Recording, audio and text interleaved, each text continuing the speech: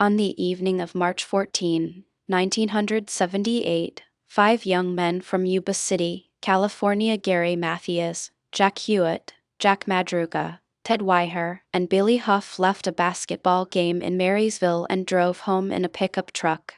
The route was simple: Highway 20 east through the Sierra Nevada foothills. What happened next became one of California's most disputed disappearances. 2 weeks later, the pickup was found on a remote forest road near Yuba Pass, miles off their intended route, doors unlocked, keys missing, interior covered in dust. Winter had locked the mountains.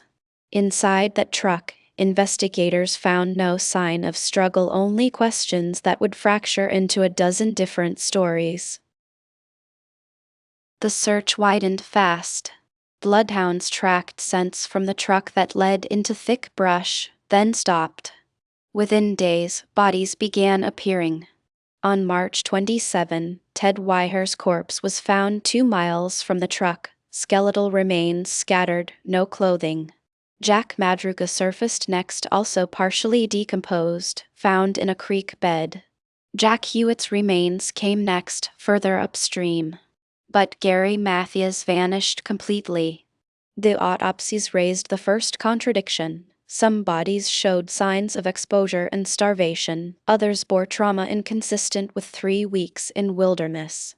Sheriff's deputies proposed they'd gotten lost, panicked, separated. But the distances were wrong. The timeline compressed.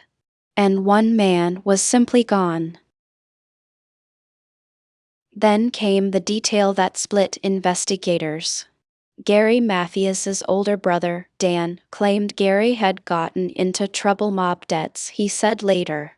A local named Dennis Ponce, connected to organized crime figures in Nevada, allegedly told someone that the 5 had been deliberately taken into the mountains. Ponce himself died under disputed circumstances in 1979. Other witnesses described strange vehicles, men in dark clothing, conversations overheard in bars. The story everyone wanted to hear was there: a murder, a cover-up, a reason the mountains kept their secret. But the evidence didn't tighten around it, it just multiplied, each layer more circumstantial than the last. 45 years later, the official explanation remained fragile. The Yuba County Sheriff's Office concluded the men got lost, became disoriented in bad weather, separated looking for help. Some starved. Some suffered from exposure and hypothermia. Others, perhaps, were injured and couldn't be recovered. But forensic inconsistencies persist. Body positions suggested movement after death. One victim showed blunt force trauma. Gary Mathias, the one who vanished, remains listed as a missing person, no body, no grave to close. The alternative narrative, organized crime, foul play, a deliberate disappearance, satisfies the unanswered questions but rests on inference and hearsay, not evidence. Neither story answers why 5 young men simply never came home. What remains is a contradiction too large to resolve.